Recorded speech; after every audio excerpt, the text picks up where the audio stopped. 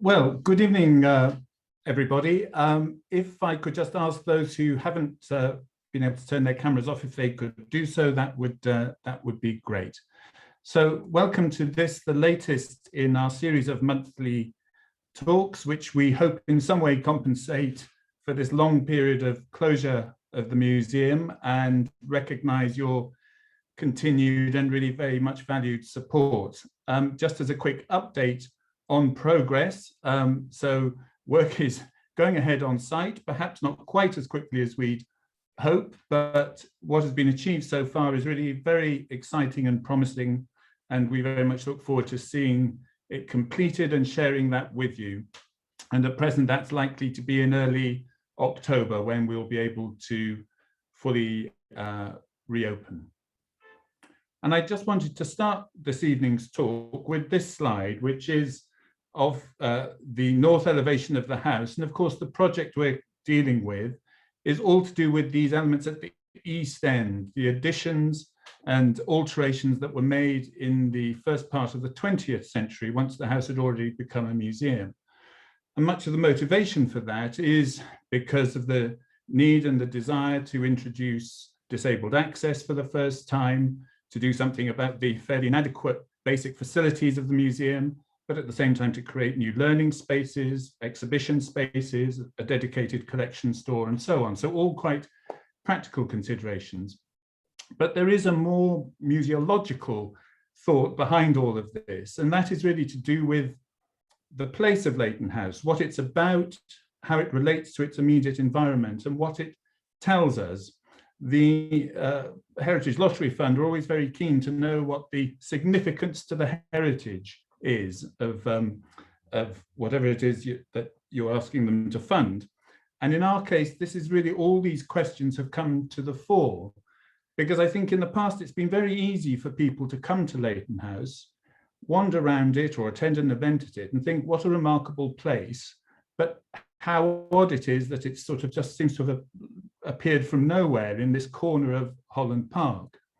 When the reality is, as I hope to show over the next hour, there's a really very compelling story and narrative to explain how it comes to be specifically and precisely in this location. And at the same time, I think it's very easy to come and go and not be conscious of the fact that the house is surrounded by a set of purpose-built studio houses, all from this same second half of the 19th century. In fact, the majority from a very narrow window at the end of the 1870s. And so while Leighton House itself in isolation might be seen as a kind of oddity, the fact that it's surrounded by others, and indeed there was a whole raft of studio building going on in other parts of London, all at this same period, itself raises a whole set of questions. Principally, why? I mean, why was it that artists thought it was worth their while investing so significantly in their time, resources, and money in the creation of these houses? Other than the pleasure of doing it, what did they realize would be the benefits that they could derive from building on this scale? And so what were their motivations, and what did they seek their house to be able to provide them with? And that in itself opens the question really of the place of the artist in this period in society. How were they seen? How did they use these houses as a way of creating and maintaining a kind of public identity? And so all of these questions, I think, are very interesting and hugely broaden what Leighton House represents and can be about. But in the past, there's really just been physically no place, no opportunity to tell that story. So very much in the future, the idea is that visitors to the house will be very aware of that context, and we will find as many ways as we can of encouraging visits to tour the exteriors of the neighbouring houses, and through exhibitions and the permanent displays, be much better at telling that story, which I think will only enrich and, as I say, extend the interest of a visit to the site. And so what I'm going to do is really paint in that picture, that story, that will find a more permanent place in the new version of Leighton House. So the story of this and why it is that this corner of Holland Park became so identified and associated with artists is all to do with Holland House, and more specifically, Little Holland House. So Holland House itself is a Jacobean mansion, originally standing in vast estate, which gradually shrank and was increasingly shrinking through the course of the 19th century, as you can see even in this map of 1862, as development encroached onto the park. Lord and Lady Holland, whose house it was, Lord Holland had been the emissary to the court of Tuscany with a house in Florence, and in the period that they were living in Florence, they took in the artist George Frederick Watts, who was in Italy to study fresco painting, and he struck up a close friendship with Augusta, Lady Holland, as perhaps is indicated in this rather flirtatious depiction of her. And he was kind of, when they returned to London, he was given the run to an extent of Holland House, painted mural decorations within it, and was very much seen as part of that household. If we then turn to Little Holland House, which had served as the dower house, had been home to Lord Holland's aunt for a period, by about 1845, it was standing empty, and the decision was made to seek tenants for it, and that's what happened. A advertisement was placed in the Times, and Toby and Sarah Prinsep took the lease.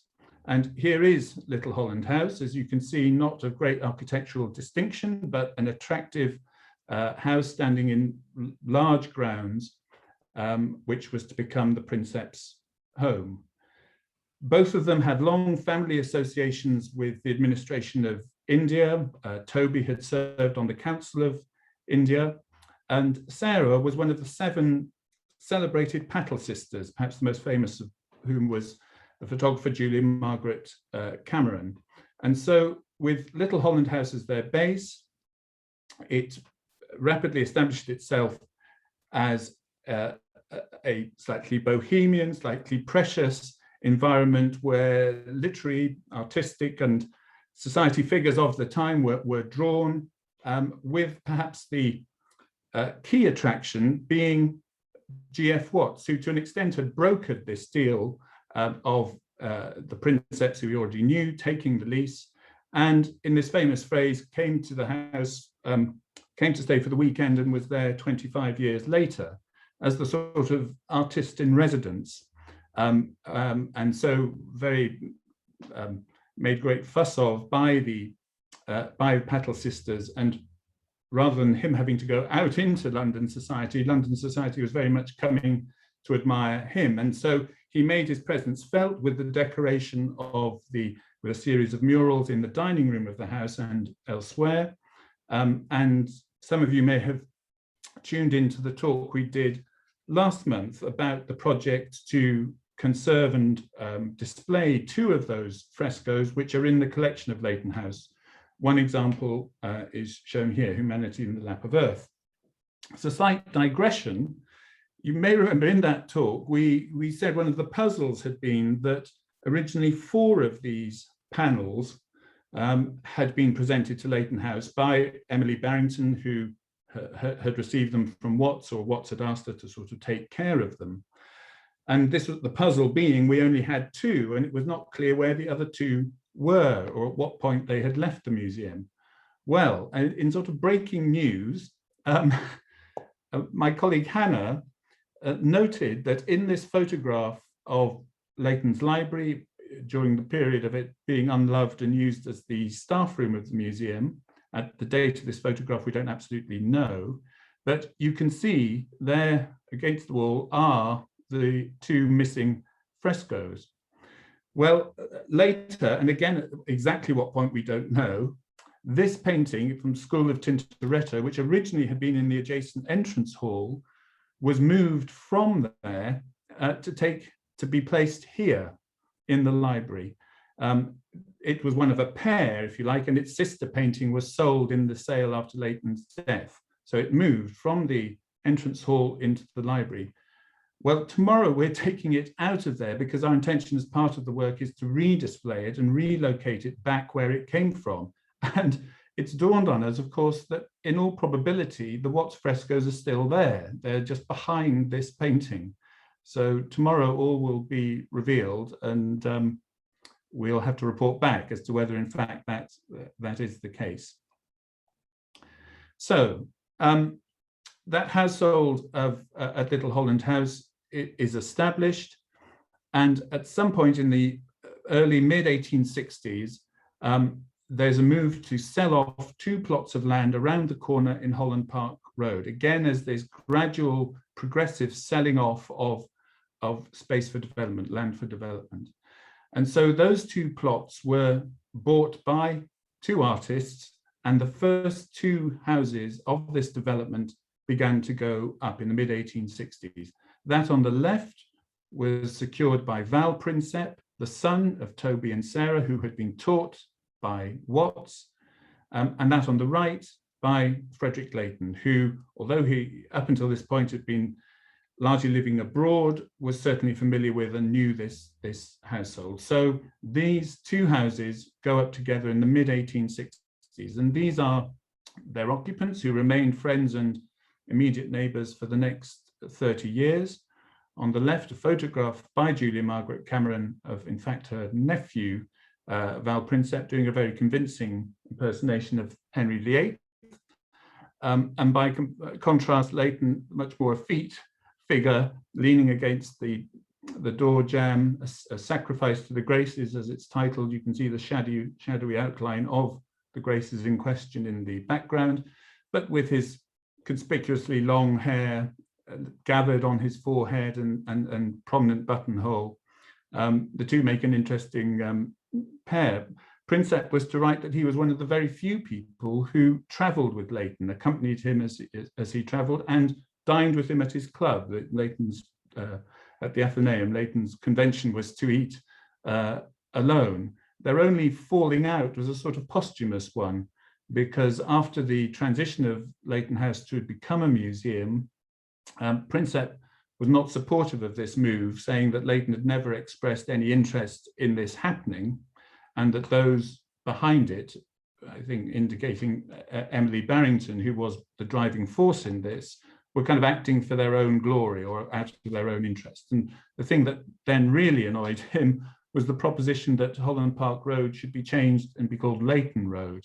And he wrote a letter in the strongest terms saying that he'd lived in the street just as long as Leighton had, and his house was actually bigger than Leighton, so he paid more rates, and so this was an outrageous suggestion. So, as you all know, it was not changed to Leighton Road, but I fully understand why the idea of doing so was mooted, because it is very confusing with the number of Holland roads, avenues, and so on in the vicinity. And so, as their architects and as their houses, well, Prinsep turned to Philip Webb, the architect very closely associated with William Morris and the arts and crafts movement, who famously a few years earlier has at Bexley Heath, which you can see at the bottom left, as his first domestic commission. And so the house that he designed for Prinsep, you can see the similarities with the steep gabling, the arrangement, informality of the arrangement of the fenestration, and the dominance on this north facade of the studio windows on the first floor. As we'll see, the house was to be hugely extended in the 1890s by Philip Webb, but in fact it lost much of the charm that it had originally. The other thing you can see here is this entrance at the side of the house. Something that is common to all of these studio houses is the arrangements that are put in place for models to access the studio in the most efficient way possible, so that they don't use the household entrance, they don't use the servants' entrance, but they use a dedicated entrance, really as a means of signaling that the unaccompanied young woman coming and going from the house is a professional model, and removing any uncertainty as to why they should be calling. So Prinsep, to an extent, was buying into a sort of emerging emerging arts and crafts approach to house building, whereas his neighbour next door, Leighton, took a very individual route. So he commissioned the architect George Aitchison, who he had met as a young man in Rome. Up until this point, Aitchison, who was from a family of architects who principally were engaged in sort of semi-industrial wharves, warehouses, railway architecture, and you can see the W warehouse, which still survives by George Aitchison. So prior to this date, he had completed no domestic work, and in fact would only build one other house in his career. And I think part of Leighton's decision to employ him was because Leighton intended fully to be very involved in this process, and that he wanted to be able to, rather than buy something off the peg, as it were, in any sense, he wanted to be very much part of the creation of this house, and felt that he knew he could work with Aitchison to achieve that goal. And so you'll see how relatively modest that house was in its first invention, and in fact it was compared negatively with the neighbouring Prinsep house, the picturesque gabling of the neighbouring house, and the relative austerity of Leighton's house in its first version. And you'll see too the relatively modest accommodation that was provided in this first version on the ground floor. But Aitchison would remain Leighton's architect and be the only one to work on the house over successive stages of development, right up until shortly before Leighton's death in 1896. And so what were the motivations? What were the things that an artist's studio house had to combine? And because we know it best, and because it was sort of the ultimate model, we can use Leighton's house as a template for that. So obviously the immediate thing is it's a place in which to work. And so the location of the studio, usually on the first floor of the house, but certainly facing north, was a critical consideration. All of the paintings of Leighton's mature career were pretty much produced in this studio space. So that's a very key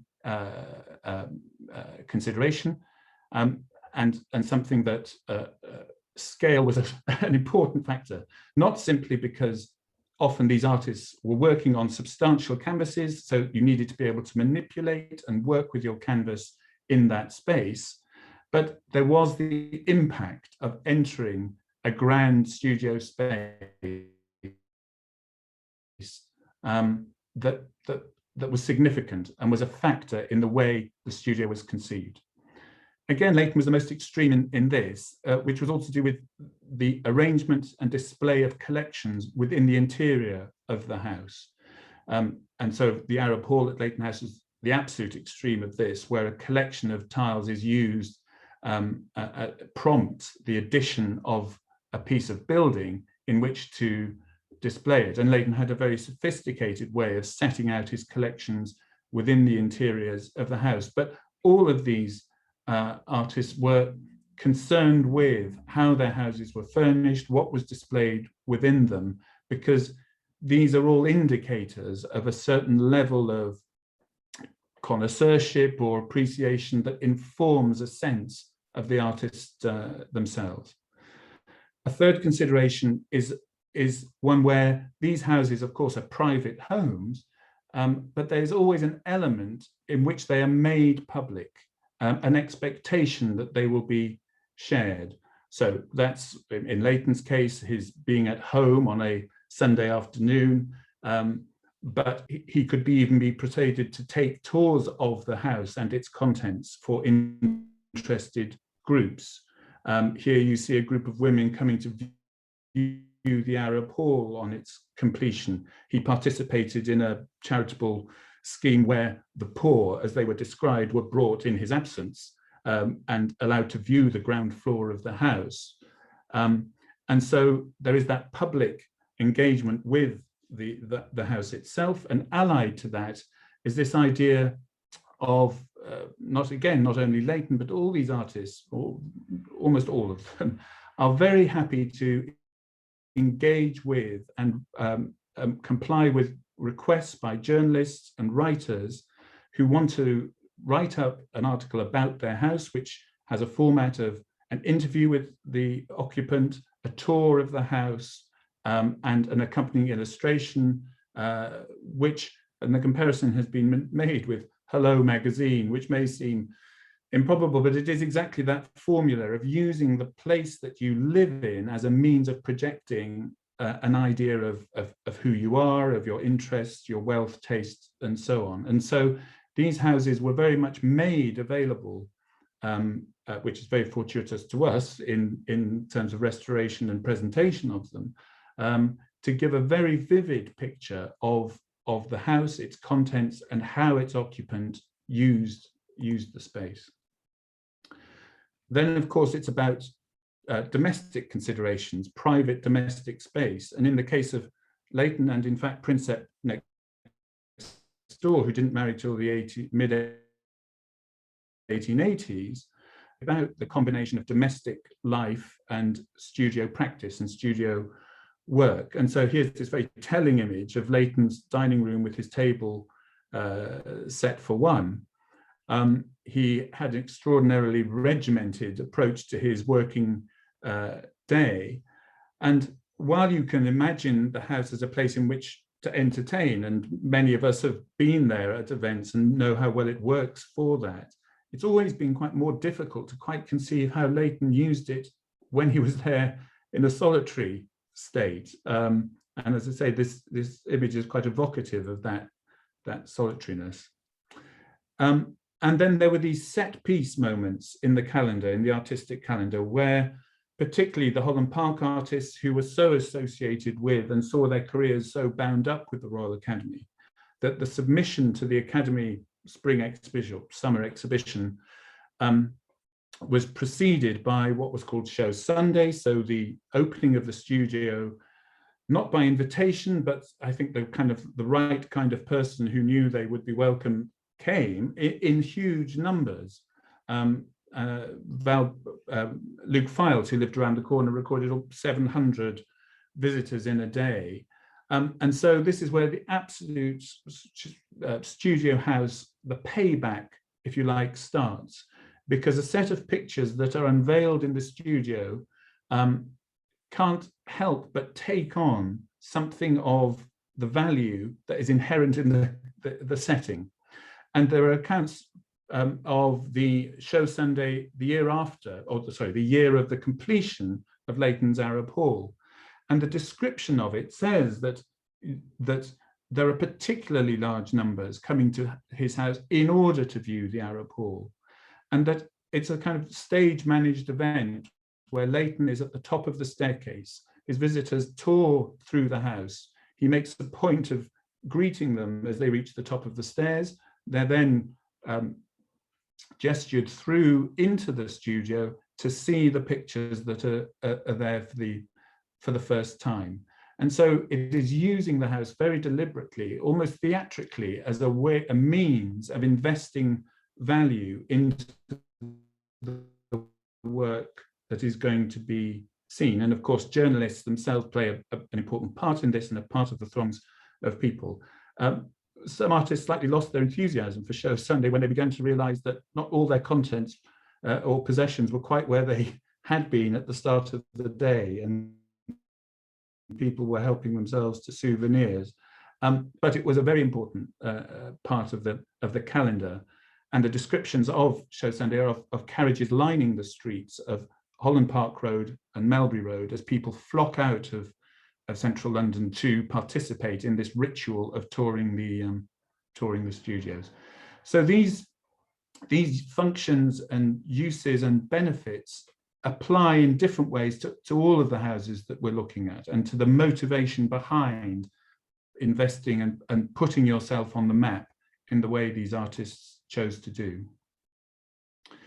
So for 10 years, more or less, from the completion of Princep's house and Leighton's house, around the corner from Little Holland House, that's how things remained. Watts remained in residence at Little Holland House, and these two houses almost as an annex to that household, that cultivated household, which had been the trigger for their Leighton and Princeps' decision to build. But it wouldn't stay this way for very long. As I said at the beginning, there had been encroaching development of the Holland estate through the middle of the 19th century, and that followed a fairly standard format of roads being laid out, of the estate providing the services infrastructure, and then developers building large Italianate villas, as you see here in Addison Road, Holland Villas Road, reaching their grandest scale at the north end of the park with the laying out of Holland Park itself. And as you can see, those houses absolutely crammed onto the site to derive the maximum financial benefit. In fact, these developments were full of problems and did not solve the estate's financial challenges. Lord Holland died in 1859, but the lifestyle of Lady Holland continued in a fairly extravagant way, to the extent that by the early 1870s, she had approached a distant cousin, the Earl of Ilchester, who had extensive property and land in Dorset, with the view to him taking on the estate. And a deal, in fact, was done in 1874, where that happened on the basis that Augusta, Lady Holland, would remain resident in Holland House for the rest of her life and receive an annuity from the Earl of Ilchester. So it's clear that even before he had taken on the estate, there had been consideration about the future of Little Holland House and what was to be done with it. And so one of the earliest actions he took was, in fact, to apply for permission to lay out Melbury Road right over the top of the site of Little Holland House and to demolish it. And so that's, in fact, what happened in 1875, making the occupants, Watts and the Princeps, effectively homeless. So they moved to the Isle of Wight. And the nature of the development, though, that would happen along Melbury Road was entirely different to the standard, if you like, development we were just looking at. And that was because each of these plots was taken by, not all of them, by artists, the majority by artists, who then commissioned individual architects to work with them, is perhaps the best way of describing it, on the development of individual houses. And so before looking at those houses, this is that collective group of architects, actually minus one who I couldn't find a photograph of, responsible for these houses. All of them are building one house for one artist, other than Norman Shaw, who was responsible for two of them. And the immediate thing you'll see is the absolute similarity in dates, that these are absolute architects of the same generation, and there are multiple connections between them. For example, Shaw and Philip Webb were trained in the offices of the architect G. Street, as was William Morris, which is where Webb first met him.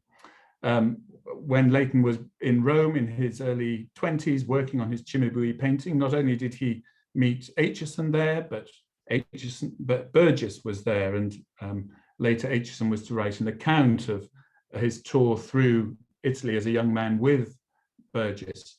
Frederick Pepys Cockerell, from a dynasty of architects, his brother Samuel Pepys Cockerell was an artist and great friend of Leighton's, and so on and so on. There are multiple connections between them.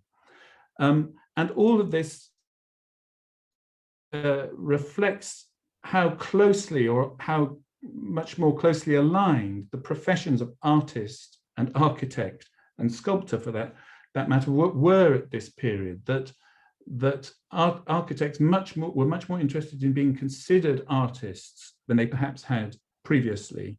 And that's partly manifested itself in, for example, where Burgess, certainly being not only architects of buildings, but interested in designing almost anything and everything, being extraordinarily versatile in designing furniture, stained glass, and so on. So the breaking down of these sort of strict divisions was something that defined this generation, and of course, through their associations with the Royal Academy, brought them into very much the same orbit as the artists who would commission them to build their houses. And perhaps with the exception of Burgess, who was following his own perhaps slightly eccentric furrow, these this group were very much as what would be seen as progressive architects of this period. And by that, I mean they were of a generation who were challenging, were certainly reluctant to adopt the dogma in which the Gothic revival remained the architecture of choice, or had the kind of sense of that being the architecture that should be deployed, and wished to drop some of these conventions, challenge these conventions, not with something that was radically and entirely new, but which had a more domestic scale, a sense of beauty, a sense of informality, which could be more flexible, which allowed for considerations of planning, of arrangement, very different to those of those Italianate symmetrical villas, which betray nothing of what's going on behind their facade. And so a more creative and simply artistic approach to the design of buildings was something that was common to this generation. And in J.J. Stevenson and Norman Shaw were the two principal architects behind the Queen Anne style, as it became known, which became really a very dominant across parts of West London, and which was perhaps one of its earliest manifestations was in the house that J.J. Stevenson built for himself. Stevenson was a Scottish architect from Glasgow, moved to London and built this house, which had a great influence. So it was of brick construction. That brick was revealed and made and celebrated. It had these Flemish gabling to the dormer windows, external shuttering, decorative ironwork, and a variety of windows of smaller sash panes, elongated shapes. So a more creative, more imaginative treatment of the London townhouse. And so this group of architects were then let loose to work on these commissions, and that openness or flexibility in the way buildings were organized and planned was really very well suited to the requirements of a studio house, the unusual requirements of a studio house, of combining studio space with domestic space. So we'll then take a little walk up Melbury Road, so this is not the order in which these houses were constructed, but we'll just take them as they come. So the immediate one on the left was the home of Colin Hunter and built by the architect J.J. Stevenson. And so again, you can see the dominance of these two gables, indicating the studio block to the left with, again, this large north-facing window set into it, and then the domestic block to the right with separate entrances and a dedicated entrance into the studio at the side here, so that it was entirely possible to separate out domestic and family life from the life of the studio itself. And in terms of what kind of painting was Hunter producing, well, obviously in the middle of Kensington, they were seascapes or coastal views. And this was entirely the basis of Hunter's career. Godfrey Bell, I think, who is joining us, who lived in the flat on the site of where Hunter's house was, sadly lost in the Second World War, has recently published for the first time a book on Hunter and captured the location of many of his works. And so here you see a picture in Dundee and him at work on it in his studio. So he would go in the summer, he would travel around the west coast of Scotland, but not only there, in Cornwall, and in fact travel to the United States too, so that gathering material which he would then work up into his paintings for submission. And they were often set at twilight, often featured fisher folk going about their fishing, so that the effect of light cast on the water became a particular strength of his painting, and they were sort of infused with this poetic sense. A Wet Day on the Clyde shows another strand of his work of showing the appearance of steam yachts or steamers plying up and down the Clyde. And so this was very much the staple of his work, and makes the point that this group of artists we're looking at, there was really very little that united them in terms of what they produced. This is not a school of artists. They are artists who are pursuing a particular path, producing a particular kind of work, but the Royal Academy is the thing that really binds them together.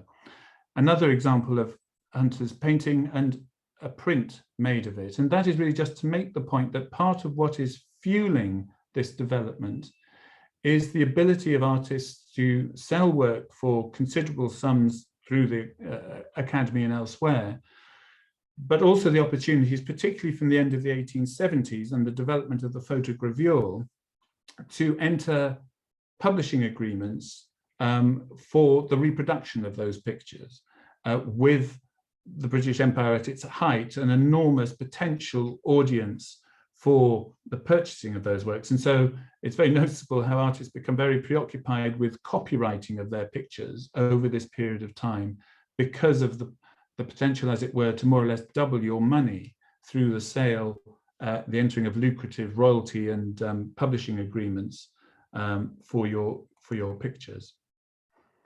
And the person perhaps who absolutely perfected that formula was living opposite. So was the artist Luke Fildes, and this is the first of the Norman Shaw houses that we'll look at. And Shaw wrote to Fildes congratulating him on acquiring this plot, because as you come up from the high street, it's the house that confronts you, and as the road sweeps around, you see the unfolding aspect, as designed by Shaw, of this stepped design from the entrance pavilion through the staircase block, and then the studio sitting again with the large studio windows facing north on the reverse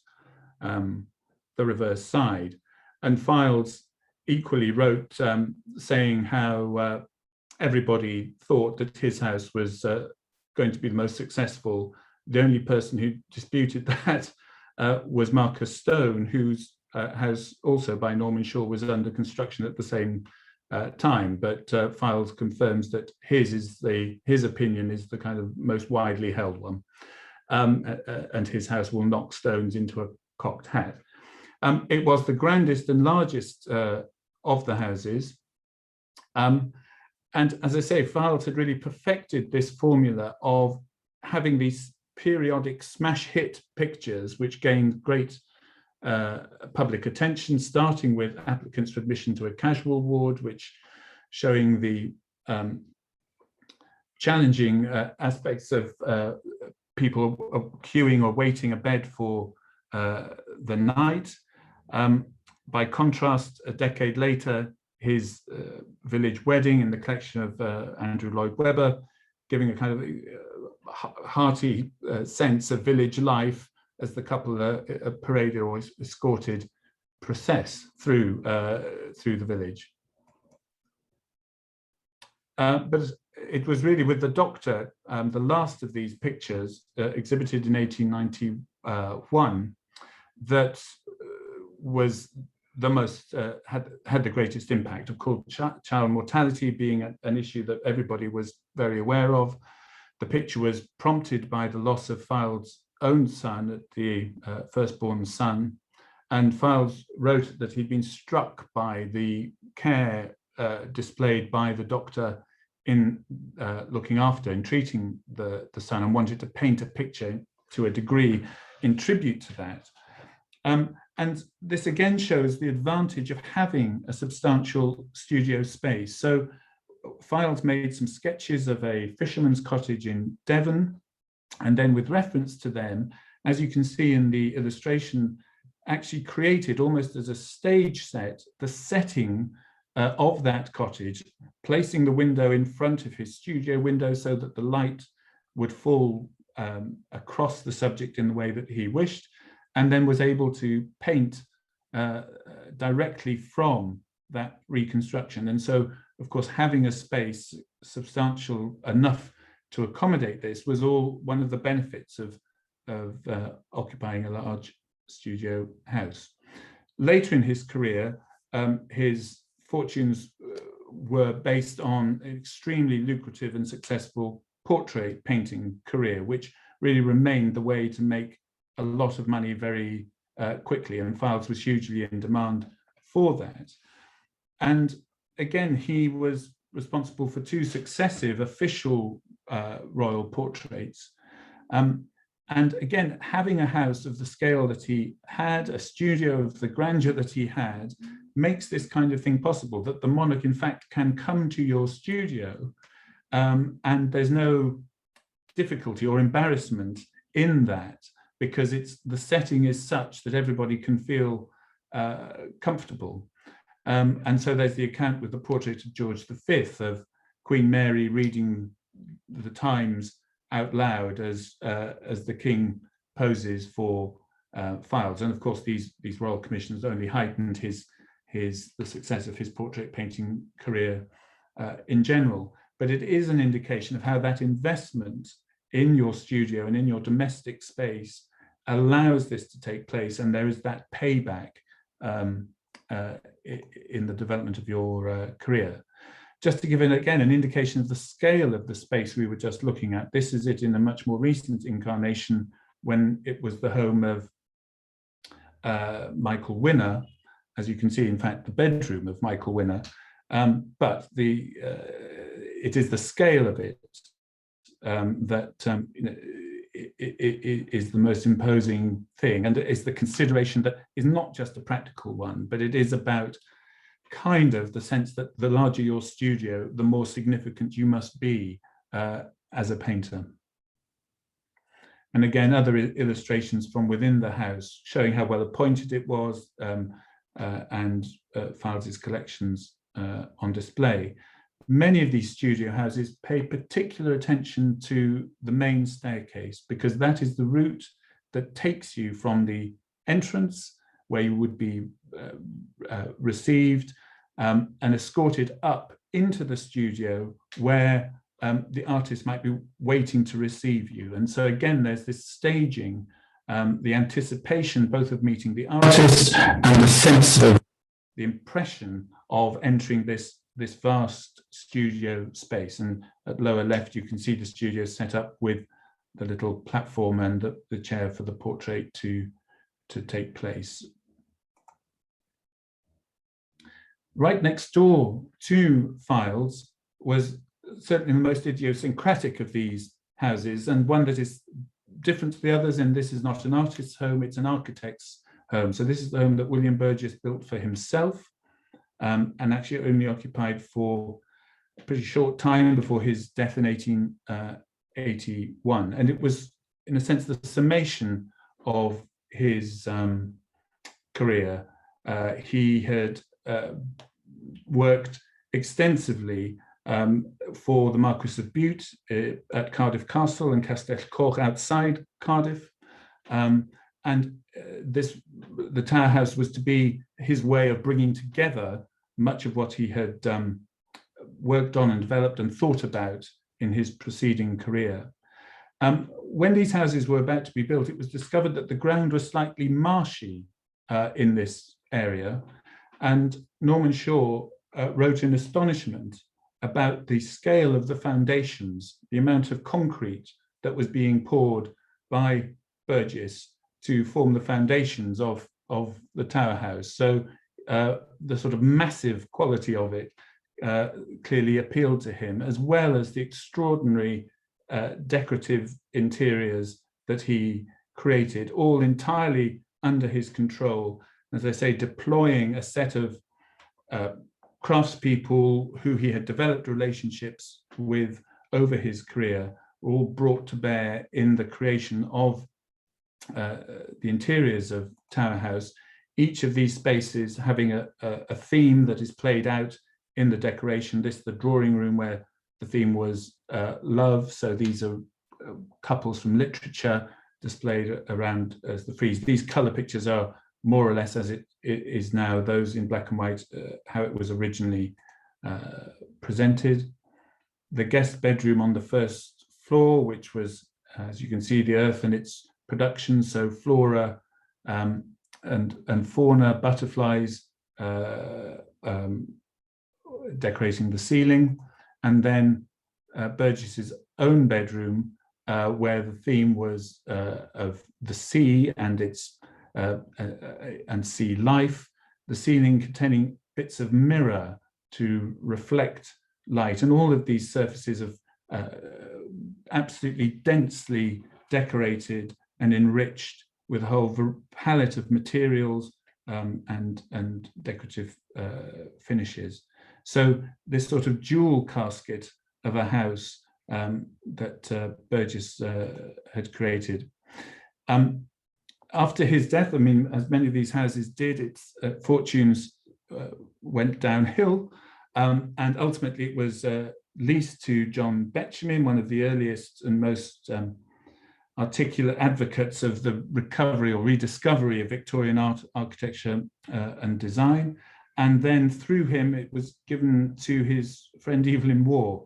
And so this remained, the Zodiac settle remained in the family of Evelyn Waugh and has recently been sold to the Cecil Higgins Museum. So an interesting provenance in itself.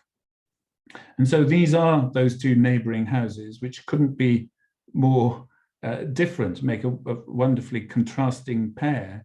And you can see their original occupants on the left and their current occupants on the right. And you may well be aware of the battle that I think has rather gone into abeyance over Robbie Williams' intention, having bought the house, to build a great big basement out under the garden, right up towards the boundary wall and the foundations of the Tower House. And Jimmy Page of Led Zeppelin fame, who's lived in the Tower House since 1973, has been a very brave and strong advocate for to battle that away. And of course, the great irony is those foundations of concrete poured by Burgess have actually proven to be very far-sighted.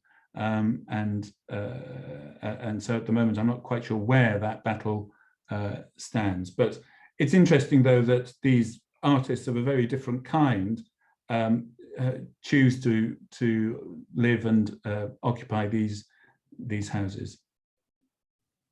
So we've seen Hunter's House across the road to Files and Burgess. Then we can carry on down the street to the second of the Norman Shaw houses, built for the artist Marcus Stone. Different to the others again, because it's the only one where the studio on the first floor is north facing onto the street. And so that's clear from these three oriel windows. Stone was the son of an artist whose career had started as an illustrator before finding, as we'll see in a minute, a kind of a formula that he applied fairly unceasingly to his production. So again, you see that a feature of the Queen Anne style is the play of symmetry and asymmetry. So what apparently is a symmetrical facade on the first floor isn't quite so on the lower floor. You'll notice also at the right here is where the models would enter via this gate and up the staircase at the side of the house and into the back of the studio. And you'll also notice an innovation at the other end, which was this glass house, a winter studio that was annexed to the main studio space. Stone wrote that he had set out all of these ideas to Shaw, and Shaw accepted them and then got on with the design of the house. So again, there's always this relationship between the artist as client, who has very distinct and definite views, who, if you like, rather thought of themselves as an architect. Certainly, I think Thornycroft had a view that he was absolutely capable of designing buildings. So the advantage here is that in the winter months, when the smog and fog is at its worst, and these artists are pushing to complete their academy pictures, having that glass house on the first floor provides you with the best possible natural daylight. And in Stone's case, he wrote how if he opened that connecting screen between the main studio and the winter studio, he could actually pose his model at some distance, if you imagine the length of that. And so if he was, as we'll see in the pictures that he produced, if he wanted a foreground, a composition where there was a foreground grouping and a figure in the rear, it was possible within that space to create that relationship. And he also wrote how he could use the balcony of the winter studio if he wished to pose the model outside, because it was sufficiently discreet and possible to do so. So again, there are considerations about the practicalities and the particular requirements of the artist.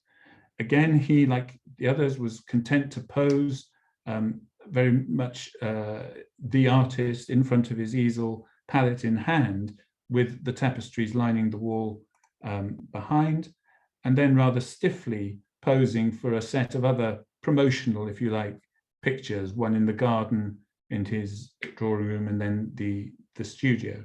So again, the house being used as the backdrop against which the artist can be seen. And what kind of art did he produce? Well, I mean, the reality was it was a formula that he hit on, which was given the nickname of the Stone Age, of romantic couples of one kind or another at various different points in their romantic entanglements. There was something that was picked up and was seen as being a correspondence between the historical period that he had created and the architecture of the house itself, that the two seemed to combine. He was extraordinarily successful in his career. I think had his first picture exhibited at the Academy at the age of 18, never had a picture refused, and latterly in his career took to making smaller reproductions of the successful pictures that he had.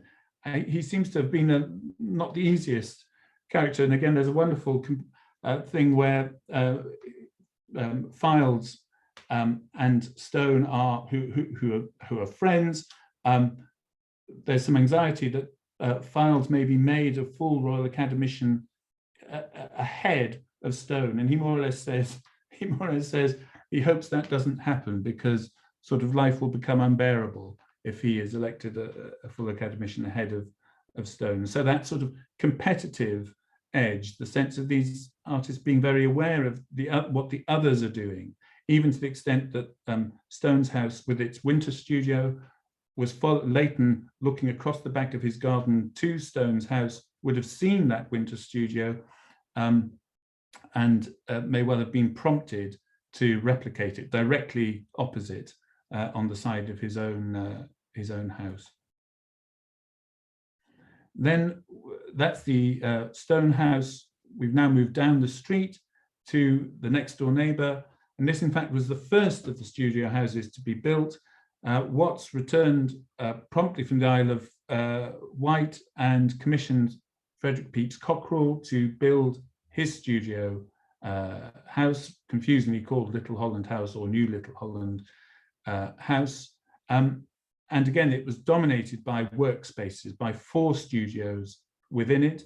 And he was the only one of these artists to build on the side of the house, designed in fact by Leighton's architect, George Aitchison, following Pepys Cockerell's death in 1878, a gallery space which could be opened and the contents of the gallery viewed by the public. So he goes the furthest in making public accessibility to a gallery as part of the house. And so here you see him sitting in that space, surrounded by his pictures. Then an interior view by Thomas Rook of his studio space. And again, you can see the same considerations, the great north-facing window, the slot set into the wall, which is a hinged doorway allowing pictures to be posted in and out of the studio directly out onto the street. And then another feature that is common to these studios is to have some kind of balcony or raised platform. And this is so that if the artist is working on a substantial, a large canvas, rather than having step ladders and having to go up and down and change brushes, paints, materials, and so on, having what effectively was a gantry or piece of scaffolding allowed you to take your materials up onto the balcony, position the canvas using an easel, and work from the stability of that balcony space. So there's the equivalent at Leighton's house, there was in Princeps house too. And of course, a further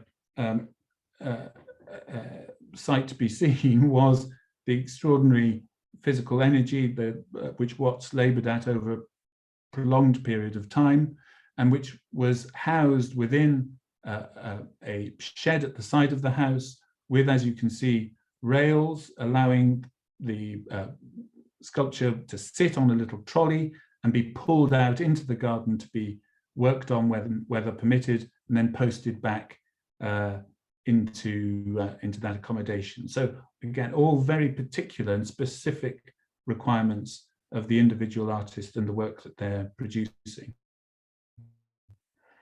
This is the second of the houses that is in fact lost, and perhaps most tragically in that it was willfully demolished in order to make way for a block of flats in the early 1960s. As you can see by this date, it has been subdivided into numerous individual flats, but its loss, which followed a planning hearing in which the case was made for its retention, but it was said that it was of interest as a purpose-built studio house.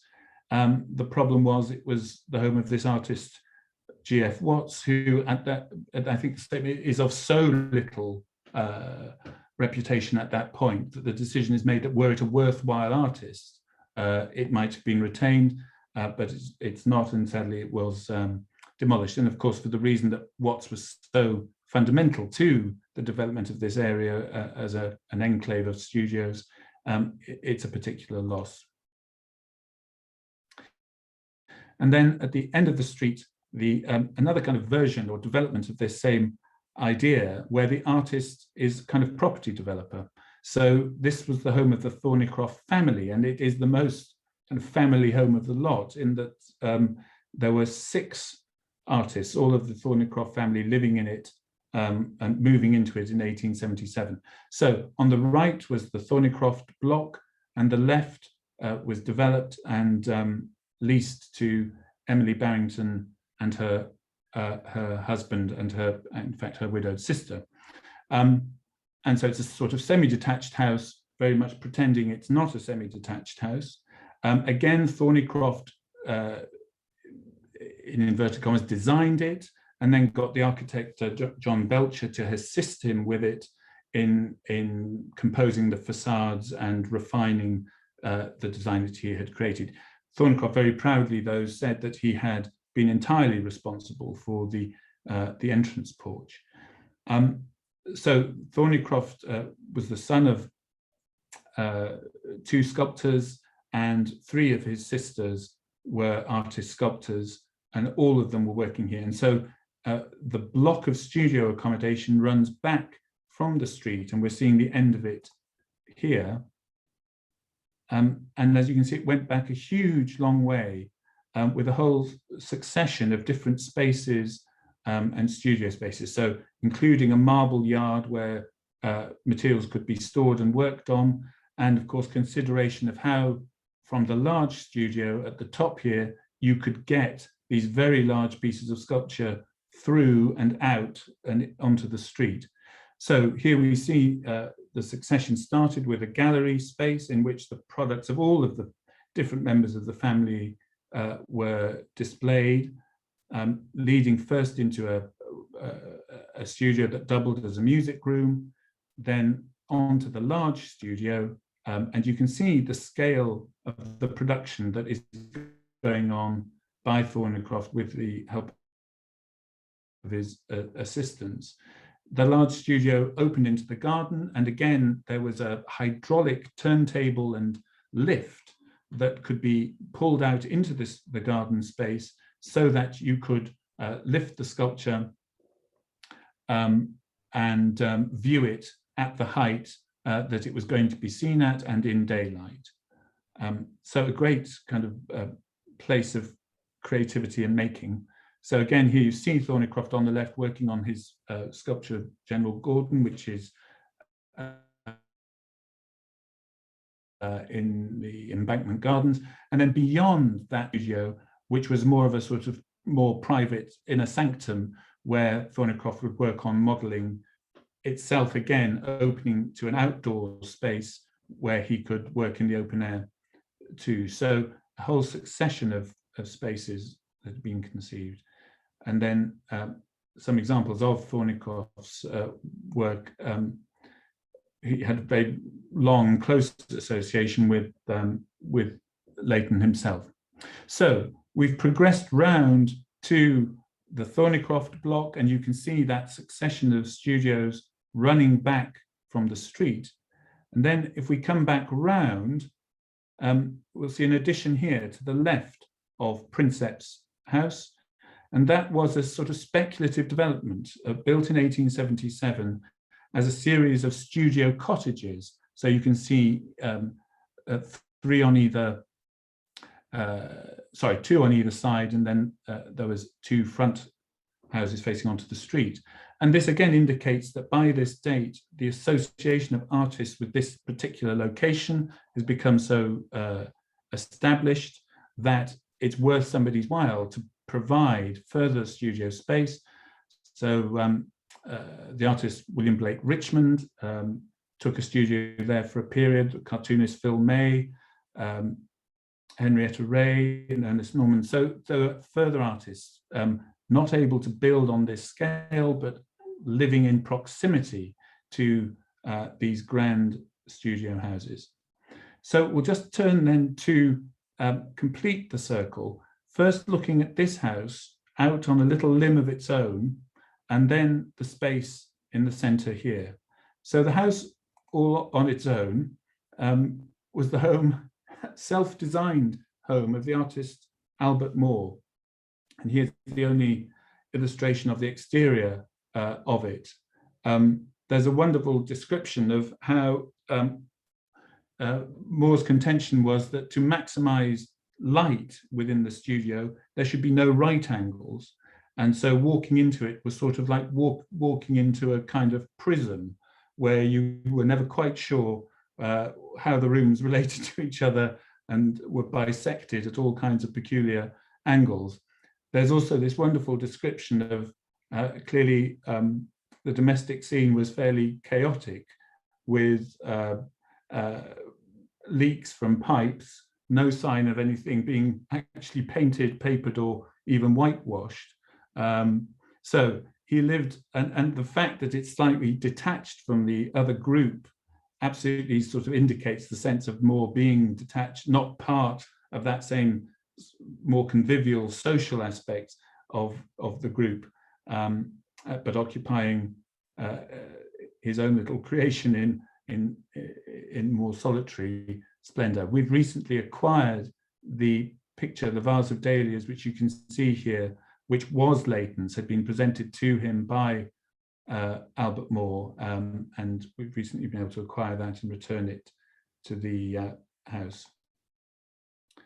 And then just that filling that gap just over the wall from Leighton's house. Well, so this had been the location of the farm, the working farm of the Holland estate, and it was the last of the studio purpose-built studio houses to be built. It's now 2 properties, the one we're looking at, and then over the wall, a second. Originally, this was the domestic block, which was built over and accommodated the farmhouse building. The right was the studio block. And this was the home of the painter James Debussy Shannon, who was American by birth, who established an extremely lucrative and successful career, largely as a portrait painter, returning to New York, I think, on 2 occasions, where people seem to be more or less queuing up to have their portrait painted by him. So here's his front garden with the domestic block of the house to the right, and then a view inside that studio wing, which gives you a sense of the enormous scale of it.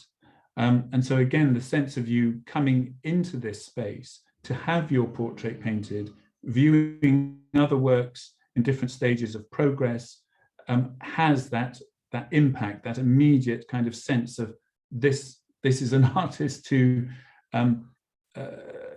is to be taken seriously in that sense. So, and of course, all of this reflects back and allows the artist to charge accordingly, that there is a commercial benefit to selling work and being commissioned to paint a portrait in this kind of environment. And so the subjects of those portraits were a combination of the aristocracy with civic figures from all over the country. And his only child, Kitty, wrote a kind of memoir of her childhood and growing up in this environment, which absolutely underpins the great wealth that is flowing around, that they live, go holidaying on the continent, entertain in lavish style, and are invited to all kinds of social things. And so absolutely, we're miles away from the sense of the impoverished artists, that these artists are generating great amounts of money, and the house becomes part of that identity. And then here again, you see a perhaps very Whistler influence, but using the setting of the house almost again as the subject for the painting. And again, we've recently acquired the picture on the right, which is of that front garden of Shannon's house of the fountain that was prominently set in that garden space. And so then here we are at the furthest extent of the Holland Park Circle. As you can see, Princeps House and Leighton's house have both extended so that they're now very close to each other, where originally they'd been quite some distance between them. This great wing, as I mentioned, designed by Philip Webb and added following Princeps' marriage to Florence Leyland, the daughter of the Liverpool shipping magnate Frederick Leyland and collector, and becoming really the grandest of the houses in its ultimate extent.